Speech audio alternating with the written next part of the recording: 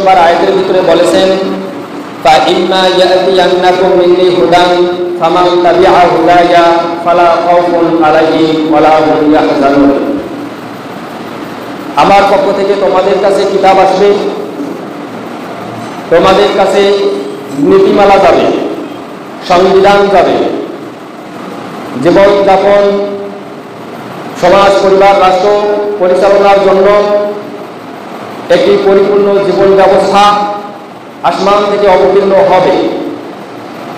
যদি কোনো পরিবার, কোনো সমাজ, কোনো রাষ্ট্র, কোনো জাতি, কোনো গোত্র, কোনো বংশ এই জীবন ব্যবস্থার আলোকে জীবনযাপন করে, এই নীতিমালার আলোকে পদাচারণা জারি রাখে, এই কনস্টিটিউশনকে সমস্ত পথ ও মতের উপর প্রাধান্য দেয়, এটাকে নিজেদের জন্য কল্যাণকর মনে করে দুনিয়া এবং আখিরাতে, ফালা খাউফুন আলাইহিম ওয়ালা হুম ইয়াহজানুন, ওই জাতির, ওই গোষ্ঠীর, ওই সম্প্রদায়ের, ওই পরিবারের, ওই সমাজের, ওই রাষ্ট্রের কোনো ভয় থাকবে না, কোনো চিন্তা থাকবে না দুনিয়া এবং আখিরাতে।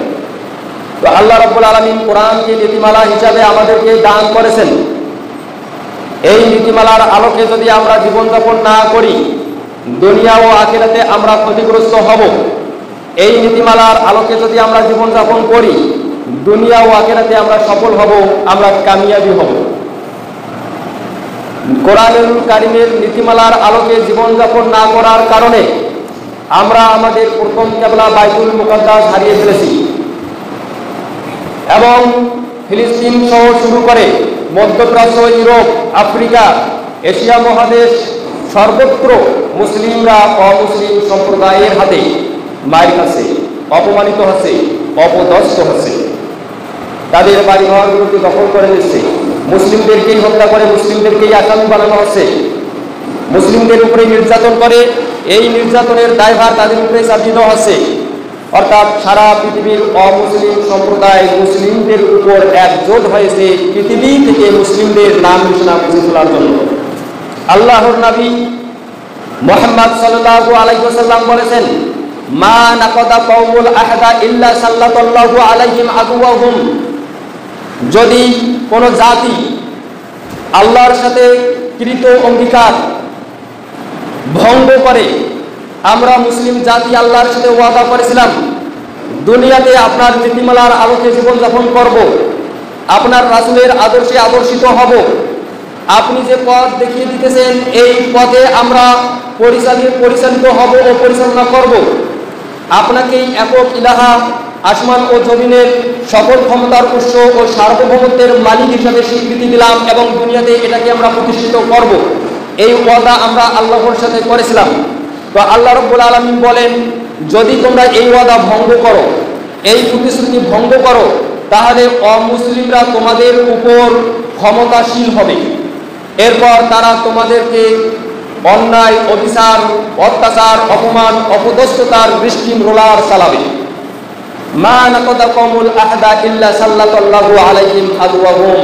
বেজাতীয় শত্রুদেরকে আল্লাহ শক্তিশালী করে। আজকে আমাদেরকে শায়েস্তা করিতেছেন একটি মাত্র কারণে, আল্লাহ যে নীতিমালা আমাদেরকে দিয়েছেন এই নীতিমালার আলোকে আমরা জীবনযাপন করছি না। প্রিয় উপস্থিতি, আল্লাহ রাব্বুল আলামিন আমাদেরকে সৃষ্টি করেছেন তার ইবাদত বندگی করার জন্য। এই দুনিয়াতে আল্লাহ রাব্বুল আলামিন আমাদেরকে পাঠিয়েছেন নীতিমালা সহকারে। কোরআনুল কারীমে মুসলিমদের ব্যাপারে তারা কিভাবে চলবে, কিভাবে আমল করবে, এই ব্যাপারে যতগুলো নীতিমালা বর্ণিত হয়েছে তার মধ্যে অন্যতম একটি নীতিমালা হলো মুসলিমরা পৃথিবীতে হালাল এবং পবিত্র খাবার খাবে।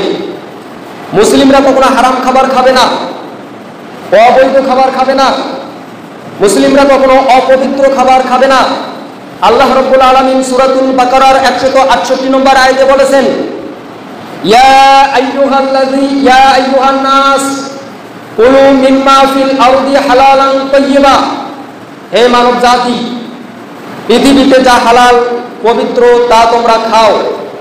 তো আল্লাহ আমাদেরকে, মুমিন সম্প্রদায়কে, মুসলিম সম্প্রদায়কে এই পৃথিবীতে হালাল আর পবিত্র খাবার খেতে বলেছেন। আপনার বাগানের আম আপনার জন্য খাওয়া হালাল, আর যদি এই আম পচে যায় তাহলে এই আমের ভিতরে আর তয়্যিব পবিত্রতার গুণ থাকবে না, এটা তখন অপবিত্র হয়ে যাবে, তখন এই আম আপনার জন্য খাওয়া হারাম। আপনার বাগানের আম ভালো আছে, পচে যায়নি, এই আম যদি কেউ চুরি করে নিয়ে যায়, ওই আম তয়্যিব পবিত্র, কিন্তু যে চুরি করেছে চোরের জন্য এই আম খাওয়া জায়েজ নাই, কারণ এটা হারাম, এটা হালাল নয়। তাহলে খাদ্য হতে হবে হালাল, খাদ্য হতে হবে তয়্যিব পবিত্র। আল্লাহ রাব্বুল আলামিন আমাদেরকে জীবন যাপনের জন্য নীতিমালা দান করলেন। একটি জীবনে অনেকগুলো বিষয় থাকে, অনেকগুলো সেক্টর থাকে, অনেকগুলো পর্যায় থাকে, তার মধ্যে অন্যতম হলো আমরা প্রতিদিন 3 বেলা খাবার খাই। পাশাপাশি আমরা আরো বিভিন্ন ধরনের খাদ্য গ্রহণ করে থাকি, এটা নিত্যদিনের একটি কর্মকাণ্ড।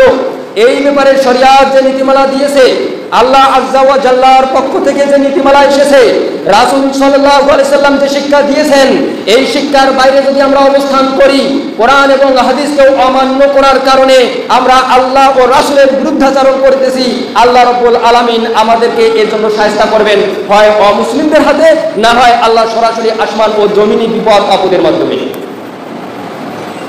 আমাদেরকে হালাল খেতে বললেন, আমাদেরকে পবিত্র খাবার খেতে বললেন।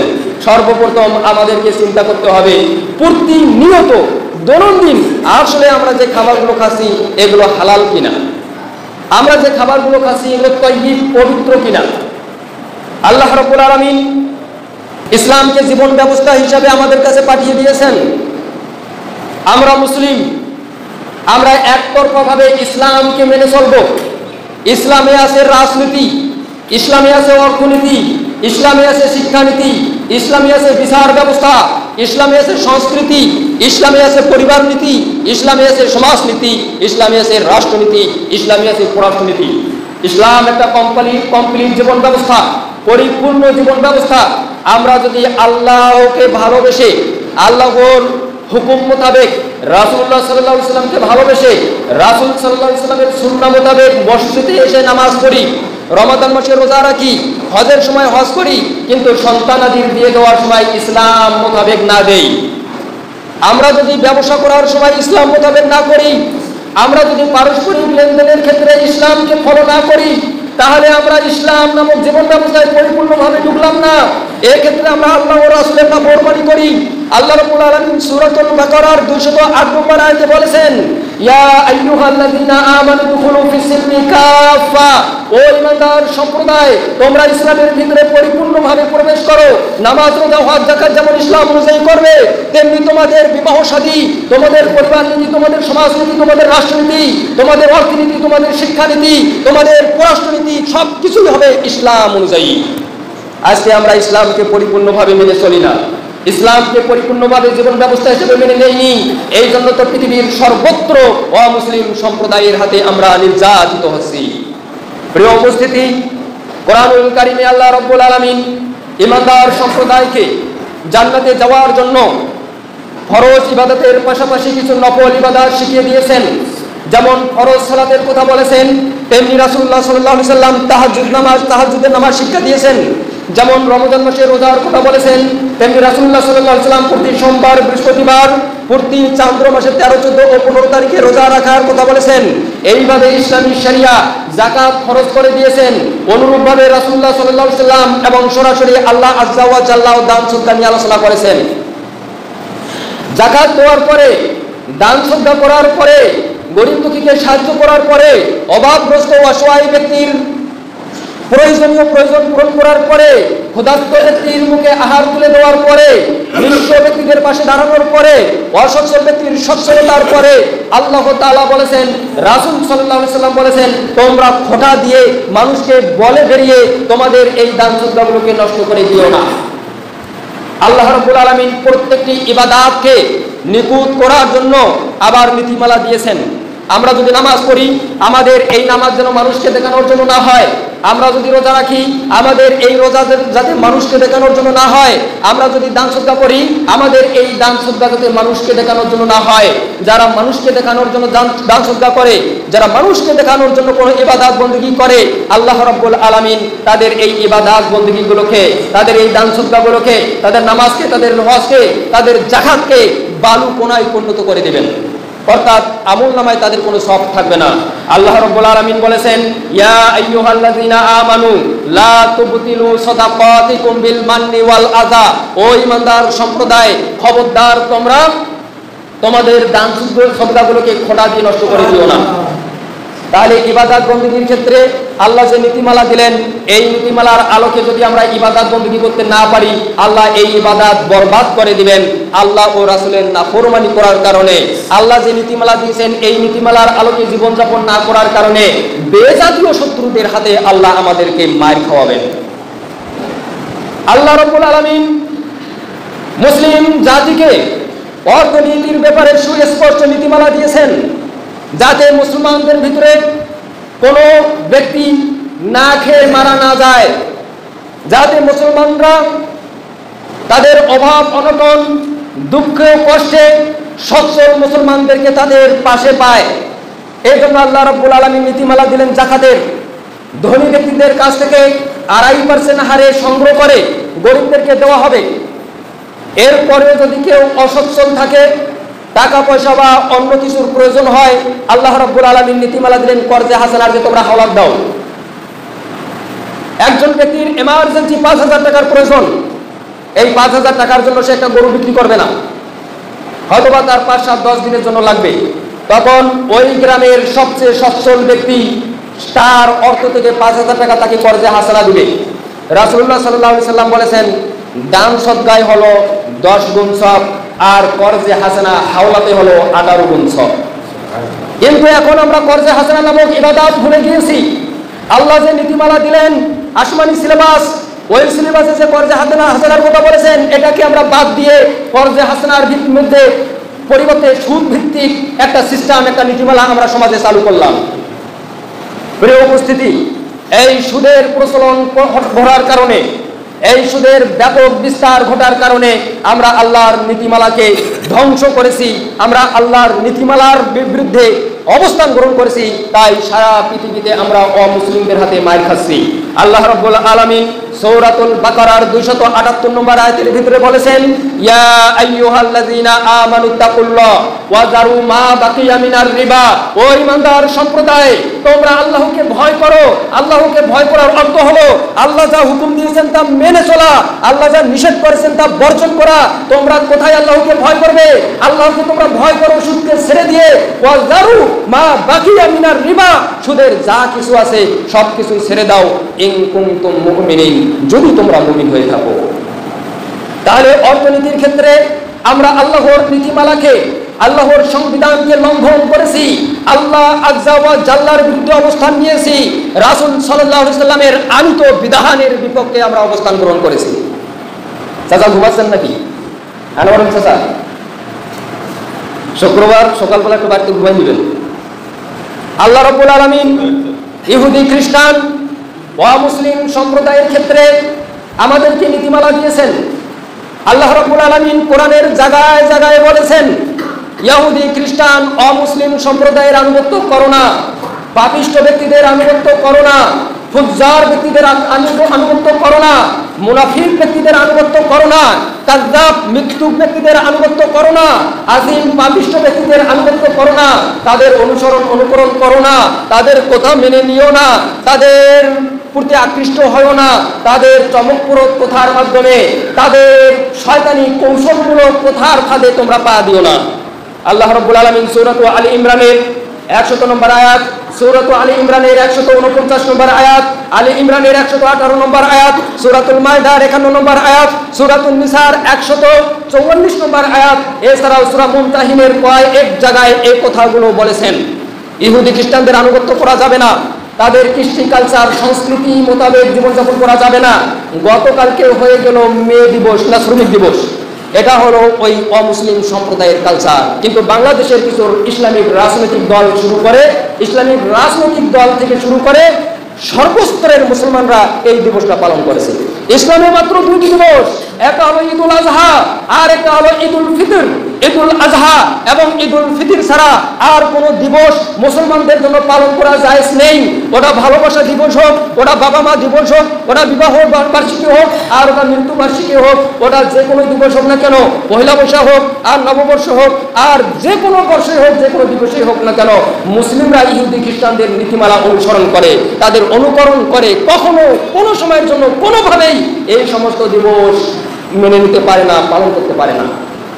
আল্লাহ রাব্বুল আলামিন কোরআনের জায়গায় জায়গায় এই নীতিমালা আমাদেরকে দিয়েছেন, কিন্তু আমরা ইহুদি খ্রিস্টানদের খেলাধুলাই আমাদের বাসায়, তাদের টুর্নামেন্ট খেলাধুলাতে আমরা আনন্দ উপভোগ করি। আমরা কেউ আমেরিকাপন্থী, কেউ ভারতপন্থী, কেউ চীনপন্থী হয়েছি, অথচ আমরা মুসলিমরা আমাদের একটা স্বতন্ত্র জীবন ব্যবস্থা আছে। আল্লাহ রাব্বুল আলামিন আমাদেরকে ঐক্যবদ্ধ থাকতে বলেছেন, কোন ইহুদি খ্রিস্টানদের পাঁচটা গোলাম হতে বলে নাই। ইহুদি খ্রিস্টানদেরকে ভয় করা তো অনেক দূরের কথা, ইহুদি খ্রিস্টানদের গায়ে পোশাক করে দেওয়া মুসলমানদের জন্য নাজায়েজ। আল্লাহ রাব্বুল আলামিন বলেছেন, ফাতাখশাহুম ওয়াখশাউনি, তোমরা তাদেরকে ভয় করো, তোমাদের উচিত আল্লাহকে ভয় করা। তাদের যত বড়ই ক্ষমতা থাকুক না কেন, তাদের যত বড়ই সেনাবাহিনী থাকুক না কেন, তাদের অস্ত্রশস্ত্র যতই ব্যাপক হোক না কেন, আমরা ভয় করবো আল্লাহকে। আল্লাহই হলেন সুপার পাওয়ার। আমরা মুসলিমরা আল্লাহ ছাড়া আর কাউকে ভয় করতে পারি না। আমরা মুসলিমরা কোনো ইহুদি খ্রিস্টান অথবা কোনো অমুসলিম শক্তিশালী দেশের স্বর্ণাপন্ন হতে পারি না। আমাদের ইমানের শক্তি পৃথিবীর কোনো পারমাণবিক বোমার থেকে দুর্বল নয়। আমাদের ইমানি শক্তি পৃথিবীর সমস্ত শক্তিকে বিলীন করে দিতে পারে। এই নীতিমালা ভুলে যাওয়ার কারণে, ইহুদি খ্রিস্টানদের পাঁচটা স্বভাবের কারণে আজকে আমরা তাদের হাতেই মার খাচ্ছি। প্রিয় উপস্থিতি, আল্লাহ রাব্বুল আলামিন আমাদেরকে ধৈর্যের নীতিমালা দিয়েছেন। আল্লাহ রাব্বুল আলামিন ধৈর্য ধারণে আমাদেরকে প্রতিযোগিতা করতে বলেছেন। মুসলিম উম্মার জন্য ধৈর্য নামক গুণ অর্জন করা খুবই গুরুত্বপূর্ণ। 5 ওয়াক্ত নামাজ পড়ার জন্য সময় ব্যয় করে নামাজ পড়ব, খুব কাজের চাপ, এরপরও নামাজ পড়তে হবে। আর হজ করব, লক্ষ লক্ষ টাকা খরচ করে, এই হজ করার জন্য ধৈর্যের প্রয়োজন আছে। যাকাত দিতে হবে, যাকাত দেওয়ার জন্য ধৈর্যের প্রয়োজন আছে। শত্রুর মুখোমুখি আমরা অবস্থান গ্রহণ করেছি ইসলামকে প্রতিষ্ঠা করার জন্য, মুসলিম ভূখণ্ডগুলোকে রক্ষা করার জন্য। শত্রুর মুখোমুখি হলে জান ও মালকে উৎসর্গ করতে হয়, শরীরের রক্ত ঝরাইতে হয়, এই সময় ধৈর্যের প্রয়োজন আছে। রোগ ব্যাধি বিপদ আপদ বালা মুসিবত, এটা হলো দুনিয়া, এই দুনিয়াতে এগুলো থাকবে, এই ক্ষেত্রে ধৈর্যের প্রয়োজন আছে। তাই মুসলিম উম্মাহকে সব অবস্থায় স্বাভাবিক থাকার জন্য আল্লাহ রাব্বুল আলামিন ধৈর্যের নীতিমালা দিয়ে সূরা আলী ইমরানের 200 নম্বর আয়াত অবতীর্ণ করলেন।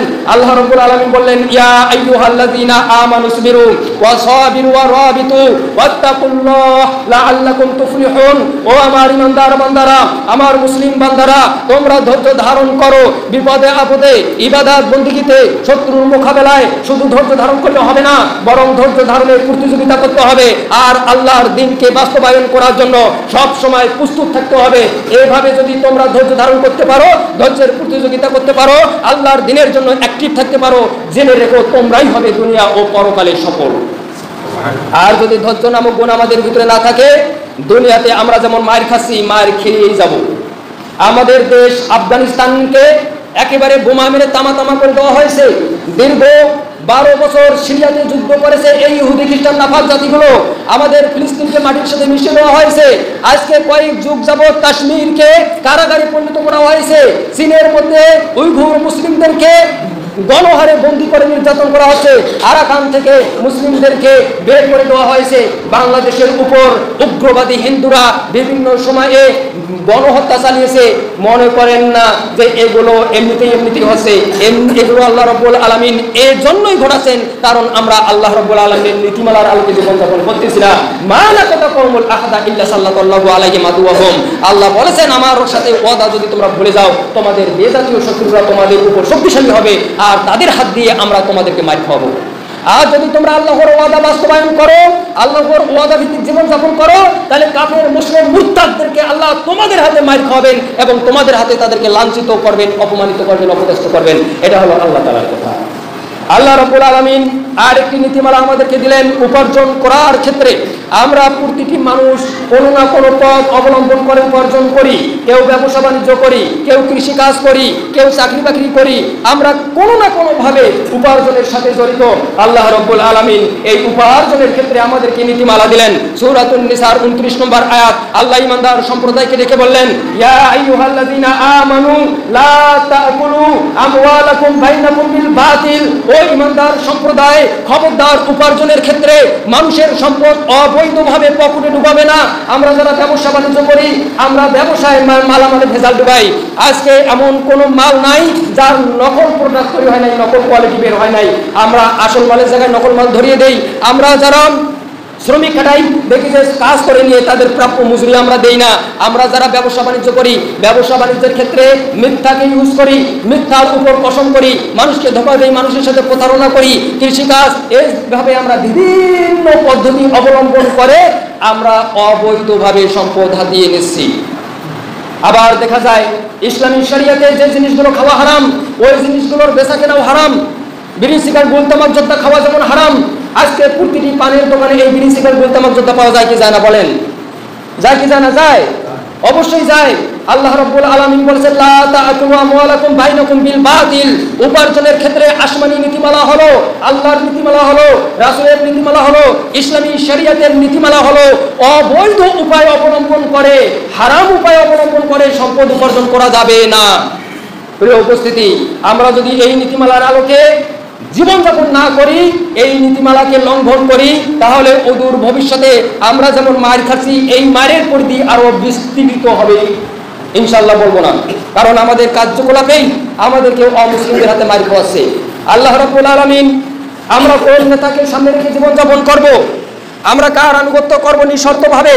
আমরা অনেক সময় শুনি যে অমুক নেতার স্মরণে ভয় করি না মরণে। কিছু ব্যক্তি যাদের নামাজ নাই, রোজা নেই, হজ নাই, যাকাত নাই, যাদের মুখ দিয়ে দুর্গন্ধ বের হয়, যাদের শরীর দিয়ে দুর্নীতির দুর্গন্ধ বের হয়, আমরা বলি যে অমুকের স্মরণে ভয় করি না মরণে। ভয় করি না মরণে, মরণ জিনিসটা এত সহজ। মানে মানুষ মরণের অনুভূতি আসলে মৃত্যুর পরবর্তী যে জীবনটা এটা কত ডিফিকাল্ট হবে, কত ভয়াবহ হবে, এটা কত কঠিন হবে, এই আন্দাজ না করার কারণে, তাদের অন্তরগুলো শয়তানের দখলে থাকার কারণে এই ধরনের সাংঘাতিক কথা বলতে দ্বিধাবোধ করে না। আল্লাহ রাব্বুল আলামিন তার স্মরণে জীবন উৎসর্গ করতে হবে, তার স্মরণে মৃত্যুকে আলিঙ্গন করে নিতে হবে, তার স্মরণে জীবনকে তুচ্ছ মনে করতে হবে। এই নীতিমালা সূরা নিসার 59 নম্বর আয়াতে দিয়েছেন।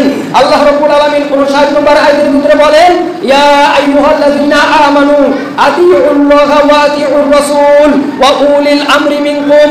ও ঈমানদার সম্প্রদায়, তোমরা আল্লাহর আনুগত্য করো। আল্লাহর আনুগত্য করতে হবে কেন? কারণ আল্লাহ নীতিমালা দেন, আল্লাহর এই নীতিমালা মেনে নেওয়ার জন্য আল্লাহর আনুগত্য করতে হবে। ওয়া রাসূল, তোমরা রাসূলের আনুগত্য করো। রাসূলের আনুগত্য করতে হবে কেন? কারণ আল্লাহর নীতিমালাগুলো রাসূল সাল্লাল্লাহু আলাইহি ওয়াসাল্লাম ব্যাখ্যা বিশ্লেষণ করে তার উম্মতকে, তার সাহাবীকে, তার জাতিকে এই দিকে আহ্বান করেছেন। এরপর বলেছেন ওয়াউলিল আমরি মিনকুম। রাসূল সাল্লাল্লাহু আলাইহি ওয়াসাল্লামের পর থেকে নিয়ে কিয়ামত পর্যন্ত আল্লাহ ও রাসূলকে সামনে রেখে, কোরআন ও হাদিসকে সামনে রেখে, রাসূল সাল্লাল্লাহু আলাইহি ওয়াসাল্লামের আদর্শকে সামনে রেখে, কোরআনের নীতিমালাকে সামনে রেখে যে নেতা নেতৃত্ব দিবে, যে নেতা তোমাদেরকে আহ্বান করবে, যে নেতা তোমাদেরকে পরিচালিত করবে, যে নেতা এই নীতিমালার আলোকে তোমাদেরকে রাজনৈতিকভাবে আহ্বান করবে, ওই নেতার স্মরণে তোমরা ভয় করিও না মরণে। এই কথা আল্লাহ রাব্বুল আলামিন বলেছেন। ওই নেতার আনুগত্য করো। এরপর বলেছেন ফাইন তানাযাতুম ফি শাইইন ফারুদ্দুহু ইলাল্লাহি ওয়ার রাসূল। যদি নেতার সাথে তোমাদের মধ্যে মতবিরোধ দেখা যাচ্ছে যে নেতা কোরআন হাদিসকে বাদ দিয়ে অন্য কোনো আদর্শে, অন্য কোনো নীতিমালায়, ওই লেনিন কালমা, সমাজতন্ত্র, রাজতন্ত্র আর গণতন্ত্রের আলোকে রাজনৈতিকভাবে তোমাদেরকে ডাকে, তাহলে ওই নেতাকে বাদ দিয়ে কোরআন এবং হাদিসের দিকে ফিরে যাও। কোরআন ও হাদিস ভিত্তিক নেতা নির্বাচন করো আর তার পিছনে তোমরা জীবনযাপন করো। আল্লাহ রাব্বুল আলামিন নেতার ক্ষেত্রে এখানে নীতিমালা দিলেন। যদি আমাদের নেতার ভিতরে কোরআন এবং হাদিসের নীতিমালা না থাকে, কোরআন এবং হাদিসের শাসন না থাকে, কোরআন এবং হাদিসের ইত্তেবা না থাকে, তাহলে ওই নেতার পিছনে যদি একটি কথা বলেন একটা পাপ হবে। ওই নেতার পিছনে যদি রক্তের ফোঁটা ফেলেন, এই রক্তের ফোঁটা আপনার জাহান্নামে যাওয়ার কারণ হবে। ওই নেতার নীতিমালার আলোকে জীবনযাপন করলে দুনিয়া এবং পরকাল বরবাদ হবে। দুনিয়া ও পরকালে আসমান ও জমিন থেকে বিপর্যয় নেমে আসবে। দুনিয়াতে বিপর্যয় নেমে আসবে অমুসলিম সম্প্রদায়ের হাতে মার খাওয়া, আর পরকালে বিপর্যয় নেমে আসবে জাহান্নামের ফেরেশতাদের হাতে মার খাওয়া। প্রিয় উপস্থিতি, তাই মুসলিমরা কোরআন এবং হাদিসের নীতিমালার বাইরে চুল পরিমাণ অবস্থান করতে পারে না। আল্লাহ রাব্বুল আলামিন কথা বলার জন্য আমাদেরকে নীতিমালা দিলেন। আমরা সবসময় কথা বলি, আমরা সদা সর্বদা কথা বলতে অভ্যস্ত।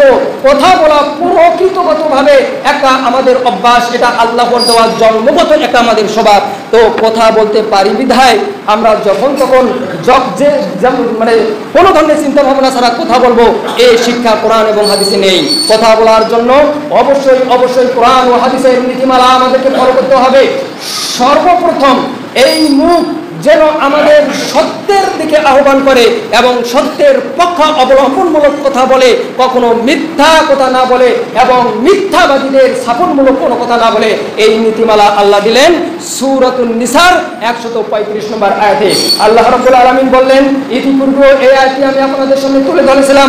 আল্লাহ রাব্বুল আলামিন বলে দিলেন, ইয়া আইয়ুহাল্লাযীনা আমানু কুনু কাওয়ামিনা বিল কিসতি শুহাদাআ লিল্লাহ। ও ঈমানদার সম্প্রদায়, তোমাদের জন্য কথা বলার নীতিমালা হলো তোমরা সব সময় তোমাদের মুখ দিয়ে, তোমাদের জিহ্বা দিয়ে সত্য কথা বলবে, কখনো মিথ্যা কথা বলবে না। সত্য সাক্ষ্য দিবে, কখনো মিথ্যা সাক্ষ্য দিবে না। আজকে আমরা সামান্য স্বার্থের কারণে মিথ্যা সাক্ষ্য দিতে দ্বিধাবোধ করি না। মিথ্যা সাক্ষ্য দেওয়ার কারণে আজকে কত মানুষের উপর জুলুম করলাম, কত মানুষ আজকে আদালত প্রাঙ্গণে হয়রানির শিকার হচ্ছে মিথ্যা সাক্ষ্য দেওয়ার কারণে। কত মানুষ আজকে অন্যায়ভাবে জেল থাকতেছে, হাজতের ভিতরে আছে। এই আন্দাজটি আমরা কখনো করতে পেরেছি? আল্লাহ রাব্বুল আলামিন বলেন, সত্য কথা বলতে হবে, সত্য সাক্ষ্য দিতে হবে। কথা বলার ক্ষেত্রে মিথ্যা অবলম্বন করা যাবে না, মিথ্যার আশ্রয় নেওয়া যাবে না, মিথ্যা সাক্ষ্য দেওয়া যাবে না। ওয়ালাউ কানা আলা আনফুসিকুম আও ইন ওয়ালিদাইনি ওয়াল আকরাবিন আও ওয়া ইন ইয়াকুন গনিয়ান আও ফাকিরান ফাল্লাহু আওলা বিহিমা।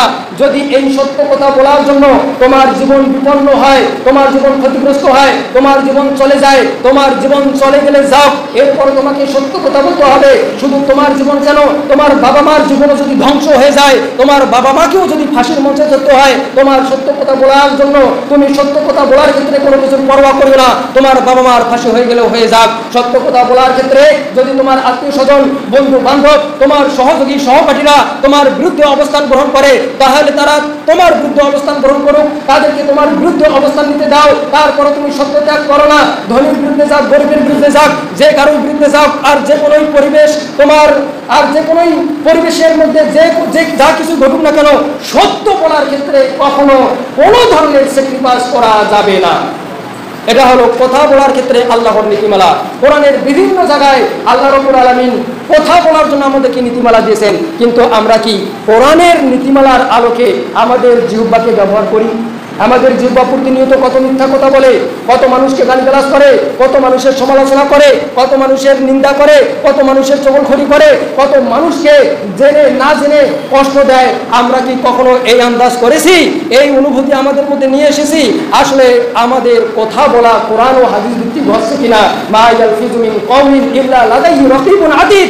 আল্লাহ রাব্বুল আলামিন বলেছেন, তোমাদের ডানে ও বামে আল্লাহ প্রহরী বসিয়ে রেখেছেন তোমাদের প্রত্যেকটি কথা লিখে নেওয়ার জন্য, আমাদের প্রতিটি কথা সংগ্রহ করার জন্য, রেকর্ড করার জন্য আল্লাহ প্রহরী নিযুক্ত করেছেন। আমরা শুনেছি যে কিরামান কাতিবিন আমাদের সাথে আছেন, তারা বিভিন্ন ধরনের আমাদের কার্যক্রম লিপিবদ্ধ করেন, কিন্তু কথা বলার জন্য আল্লাহ আলাদাভাবে, কথা লিপিবদ্ধ করার জন্য, কথা রেকর্ড করে নেওয়ার জন্য আল্লাহ আলাদাভাবে প্রহরী নিযুক্ত করে রেখেছেন। আমাদের কথা যদি কোরআন ও হাদিসের নীতিমালার আলোকে হয়, আমরা মাপ পাবো। কোরআন ও হাদিসের নীতিমালার আলোকে না হলে দুনিয়াও শেষ, পরকালও শেষ। রাসূল সাল্লাল্লাহু আলাইহি ওয়াসাল্লামকে একজন সাহাবী বললেন, ইয়া রাসূলুল্লাহ, কথা বলার জন্য কি আমরা জাহান্নামে নিক্ষিপ্ত হব? আল্লাহর নবী সাল্লাল্লাহু আলাইহি ওয়াসাল্লাম ওই সাহাবীকে বললেন, মানুষকে উপর করে জাহান্নামে ফেলে দেওয়া হবে শুধুমাত্র জিহ্বার কারণে। তার জিহ্বা যদি অন্যায় কথা বলে, মিথ্যা কথা বলে, মিথ্যা সাক্ষ্য দেয়, মিথ্যার পক্ষ অবলম্বন করে, এই পাপের কারণে তাকে জাহান্নামে উপর করে ফেলে দেওয়া হবে। প্রিয় উপস্থিতি, তাই আল্লাহ রাব্বুল আলামিন জীবন ধারণের, জীবন যাপনের জন্য, জীবন পরিচালনার জন্য, সমাজ ও জাতি পরিচালনার জন্য, রাষ্ট্র পরিচালনার জন্য, পরিবার পরিচালনার জন্য যে নীতিমালা আসমান থেকে অবতীর্ণ করেছেন, এই নীতিমালার আলোকে মুসলিম হিসাবে বিন্দু পরিমাণ আমরা সরে যেতে পারি না।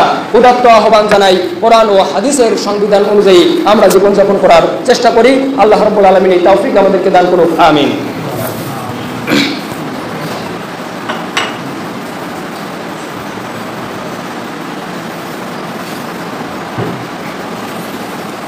ইন্নাল হামদালিল্লাহ ওয়াস সালাতু ওয়াস সালামু আলা রাসূলিল্লাহ, আম্মা বাদ। আমরা সামাজিক জীব, আমরা সমাজবদ্ধভাবে জীবনযাপন করি। আমরা একে অপরের কাঁধে কাঁধ মিলিয়ে এই সমাজে, এই গ্রামে, এই পৃথিবীতে বসবাস করি। আমরা যেহেতু এই সমাজে বসবাস করি, আমাদের সমাজে বিভিন্ন ধরনের মানুষ আছে। কেউ লম্বা, কেউ বেটে, কেউ কালো, কেউ ফর্সা, কেউ রাগী, আবার কেউ বিনয়ী। এক একজনের স্বভাব এক এক রকম। আল্লাহ রাব্বুল আলামিন মানুষের এই স্বভাবগুলোকে সামনে রেখে সূরাতুল হুজুরাতের 11 ও 12 নম্বর আয়াতে কিছু নীতিমালা দিলেন। আল্লাহ রাব্বুল আলামিন বললেন, ইয়া আইয়ুহাল্লাযীনা আমানু লা ইয়াসখার কওমুম মিন কওমিন, ও ঈমানদার সম্প্রদায়, কোন পুরুষ কোন পুরুষকে, কোন মানুষ কোন মানুষকে, ওয়ালা নিসাউম মিন নিসা, কোন নারী কোন নারীকে কখনো কোনো সময়ের জন্য উপহাস করবে না, মজাক করবে না, তাকে নিয়ে ট্রোল করবে না। রাসূল সাল্লাল্লাহু আলাইহি ওয়াসাল্লামের প্রিয় স্ত্রী আয়েশা রাদিয়াল্লাহু আনহা একদিন রাসূল সাল্লাল্লাহু আলাইহি ওয়াসাল্লামকে তার কোনো এক স্ত্রীর ব্যাপারে শুধু এতটুকু বললেন, ইয়া রাসূলুল্লাহ, আপনার অমুক স্ত্রী তো এইরকম, মানে তিনি একটু বেঁটেছিলেন, শুধু এটা একটু আকারে ইঙ্গিতে রাসূল সাল্লাল্লাহু আলাইহি ওয়াসাল্লামকে বললেন। রাসূল সাল্লাল্লাহু আলাইহি ওয়াসাল্লাম বললেন, সাফিয়ার ব্যাপারে তুমি যে মন্তব্য করলে, তুমি যে ইঙ্গিত দিলে, ইশারা করলে, তোমার এই কথা এত সাংঘাতিক, এত মারাত্মক, এই পাপ এত ব্যাপক, এর দুর্গন্ধ এত বেশি, এটাকে যদি সাগরের মধ্যে ফেলে দেওয়া হয়, সাগরের রং পরিবর্তিত হয়ে যাবে, সাগরের পানি তার কালার শেষ হয়ে যাবে। এই কথা এত বড় সাংঘাতিক আল্লাহ তাআলার কাছে। আল্লাহ রাব্বুল আলামিন কোন মানুষের ত্রুটি নিয়ে, বিস্তুতি নিয়ে মজাক করতে নিষেধ করেছেন। কোন পুরুষকে নিয়ে মজাক করবে না, কৌতুক করবে না, তাকে নিয়ে কখনো তামাশা করবে না, উপহাস করবে না। কোন নারীকে নিয়ে মজাক করবে না। আজকে আমরা দেখি যে কত মানুষ আর একজনকে ট্রোল করা নিয়ে ব্যস্ত। এটাই বাংলাদেশের এখন বিনোদনে পরিণত হয়ে গেছে। মানুষকে নিয়ে মজাক করে, ট্রোল করে, উপহাস করে, কৌতুক করে। গতকালকে একজন বক্তার বক্তব্য শুনলাম, কোনো এক বক্তা মাহফিলে আসে নাই, তাকে নিয়ে ট্রোল করতেছে, ওই যে খাটো হুজুরটা, নাউযুবিল্লাহি মিন যালিক। রাসূল সাল্লাল্লাহু আলাইহি সাল্লামের স্ত্রী আয়েশা রাদিয়াল্লাহু আনহা ইঙ্গিতে বললেন যে আপনার অমুক স্ত্রী একটু বেটে। এই কথা যদি এত সাংঘাতিক হয়, ওখানে আর কেউ ছিল না, শুধু রাসূল সাল্লাল্লাহু আলাইহি সাল্লাম, আর কেউ শুনেনি।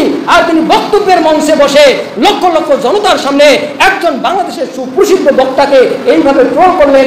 এটাও আবার ইসলামিক বক্তা, তার নাম হলো আমির হামজা। যেহেতু তিনি সরাসরি বলেছেন, হাজার হাজার জনতার সামনে বলেছেন, তার নামটা আমি বলে দিলাম। এরা জ্ঞানে এলেমে অবশ্যই মিসকিন, এদের এলেমের দূরত্ব অবশ্যই বেশি কিছু না। তাছাড়া যেখানে ইসলামী শরিয়া সুস্পষ্ট এভাবে নীতিমালা দিলেন, কোনো মানুষকে নিয়ে ট্রোল করবে না। হতে পারে তিনি অসুস্থ ছিলেন, মাহফিলে আসেন নাই। আপনার রফিকুল ইসলাম মাদানী নামে একজন বক্তাকে ছিলেন, রফিকুল ইসলাম মাদানী, হেফাজতুল ইসলাম। আমি দল মত নির্বিশেষে কথাগুলো বলতেছি।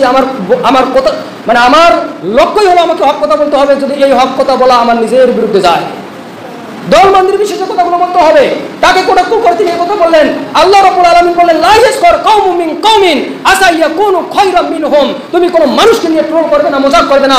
হতে তো পারে তুমি যাকে নিয়ে মজাক করতেছো সে তোমার থেকে বেশি ভালো। কারণ আল্লাহর কাছে মর্যাদায় কে কত বেশি এগিয়ে আছে এটা আল্লাহ ছাড়া আমরা বুঝতে পারবো না। আমি যাকে নিয়ে মজাক করতেছি, তাকওয়ার দিক দিয়ে, আল্লাহ ভীতির দিক দিয়ে, পরহেজগারিতার দিক দিয়ে সে আমার থেকে আল্লাহর কাছে আরো বড় মর্যাদায় থাকতে পারে, ঠিক কিনা? আল্লাহ তাআলা এই কথা বলেছেন, তুমি তো জানো না, হতে পারে সে তোমার থেকে বেশি ভালো।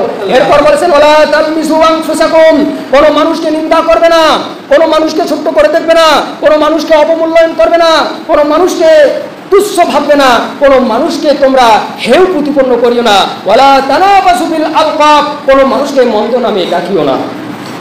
আমাদের সমাজে কিছু কিছু ব্যক্তির 2-3টি নাম আছে না নাই?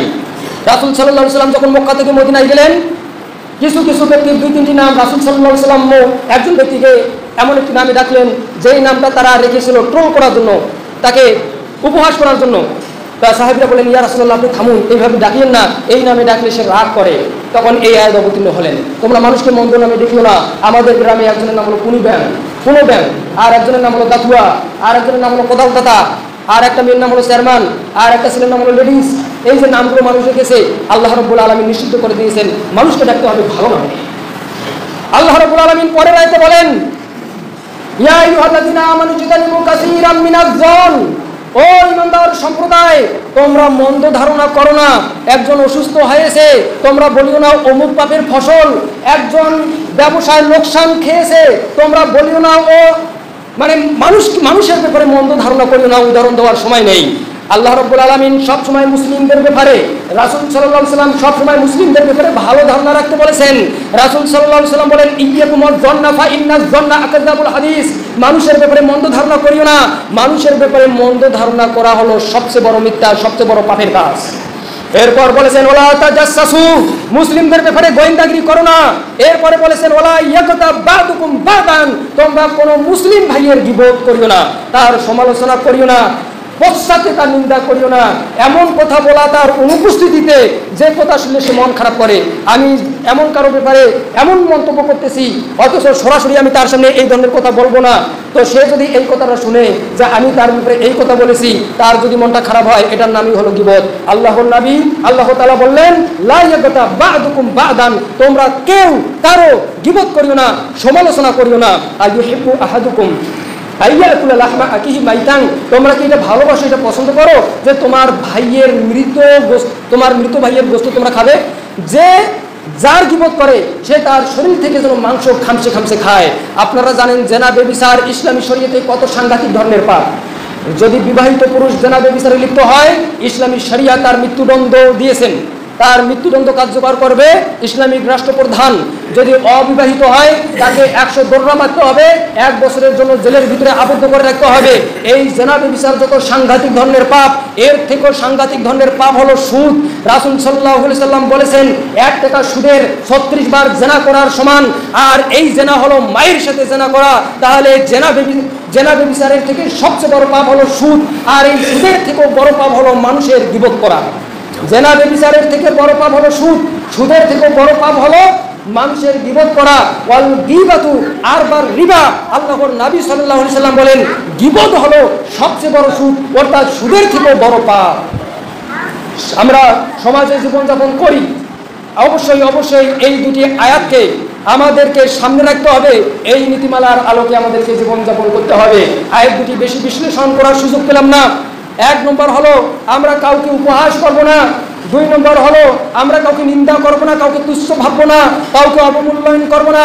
হতে পারে সে গরিব, হতে পারে সে অসহায়, হতে পারে সে অজ্ঞ জাহেল, হতে পারে সমাজে তার কোনো মান নাই, মূল্যায়ন নাই, তাই বলে আমরা তাকে অবজ্ঞা করব, এই অবমূল্যায়ন আমরা করতে পারি না। আমরা একজন মুসলিম, আর একজন মুসলিম আমাদের ভাই। আল মুসলিম আকুল মুসলিম, মুসলিমরা পরস্পরের ভাই। আমরা তাকে ভাইয়ের দৃষ্টিতে দেখবো। সে অসহায় হলে তাকে সাহায্য করবো, অসচ্ছল হলে তার সচেতনতার ব্যবস্থা করবো, বিপদে পড়লে তাকে বিপদ থেকে উদ্ধার করার চেষ্টা করবো, তাকে অবমূল্যায়ন নয়। আমরা কাউকে মন্দ নামে ডাকবো না, আমরা কারো ব্যাপারে মন্দ ধারণা রাখবো না। আমরা কখনো কোনো মুসলিম ভাইয়ের ব্যাপারে তার ছিদ্রান্বেষণ করে বেরাবো না, গোয়েন্দাগিরি তার ব্যাপারে করবো না। আমরা কখনো কোনো মুসলিম ভাইয়ের সমালোচনায় লিপ্ত হব না, তার গীবত করবো না। আল্লাহ রাব্বুল আলামিন কোরআনের এই নীতিমালাগুলোর আলোকে আমাদেরকে জীবনযাপন করার তৌফিক দান করুক। মুসলিম উম্মাহকে কোন নীতিমালার আলোকে চলতে হবে, এই ব্যাপারে প্রচুর আয়াত কোরআনে অবতীর্ণ হয়েছে। সূরা মায়দার 35 নম্বর আয়াত, সূরা মায়দার 54 নম্বর আয়াত, সূরা মায়দার 90-91 নম্বর আয়াত, সূরা আনফালের 27 নম্বর আয়াত। এছাড়াও আল্লাহ রাব্বুল আলামিন সূরা তাওবার 23-24 নম্বর আয়াত, সূরা তাওবার 34 ও 35 নম্বর আয়াত, সূরা তাওবার 119 নম্বর আয়াত, সূরাতুন নূরের 27 নম্বর আয়াত, এরপর 58 নম্বর আয়াতে সূরাতুল আহজাবের 41 ও 42 নম্বর আয়াত, সূরাতুল আহজাবের 59 নম্বর আয়াত। এছাড়াও সূরা হুজুরাতে যেমন আমি 11 ও 12 নম্বর আয়াত বললাম, সূরা হুজুরাতে 2 ও 6 নম্বর আয়াতে নীতিমালা আছে। আল্লাহ রাব্বুল আলামিন সূরা হাশরে, সূরা মুজাদালায়, সূরা সফে, সূরা জুমায়, সূরা তাগাবুনে, সূরা মুনাফিকুনে, এছাড়াও সূরা তাহরিমের ভিতরে মুসলিম উম্মাহ কোন নীতিমালার আলোকে চলবে, এই নীতিমালাগুলোকে সামনে রেখে এই আয়াতগুলো অবতীর্ণ করেছেন। আমরা যদি এই নীতিমালার আলোকে জীবনযাপন করতে না পারি, আমরা আফগানিস্তানে, সিরিয়াতে, চেচনিয়া, বসনিয়ায়, ইয়েমেনে, কাশ্মীরে, উইঘুরে, আরাকানে যেমন মার খাচ্ছি, সামনে মার খেয়েই যাব, যতক্ষণ পর্যন্ত কোরআন এবং হাদিসের নীতিমালাতে আমরা ফিরে আসবো না। আল্লাহ রাব্বুল আলামিন আমাদেরকে কোরআন ও হাদিসকে সামনে রেখে জীবনযাপন করার তৌফিক দান করুক। আর মুসলিম উম্মার হারানো গৌরব, হারানো মর্যাদা, তাদের কর্তৃত্ব, তাদের সার্বভৌমত্ব আবার ফিরিয়ে দিক। আবার মুসলিমরা তাদের দিন নিয়ে, তাদের ধর্ম নিয়ে, তাদের জীবন ব্যবস্থা নিয়ে, তাদের সম্মান নিয়ে, তাদের ভূখণ্ড নিয়ে সম্মানের সাথে বেঁচে যেতে থাকতে পারে, এই দাবি আল্লাহ রাব্বুল আলামিনের কাছে করি। আল্লাহ রাব্বুল আলামিন কবুল করুক, আমিন। আমাদের মধ্যে যারা অসুস্থ আছে, আল্লাহ রাব্বুল আলামিন তাদের সুস্থতার ব্যবস্থা করুক, আমিন। আমাদের মাঝখান থেকে যারা ইতিমধ্যে পরকাল মুখী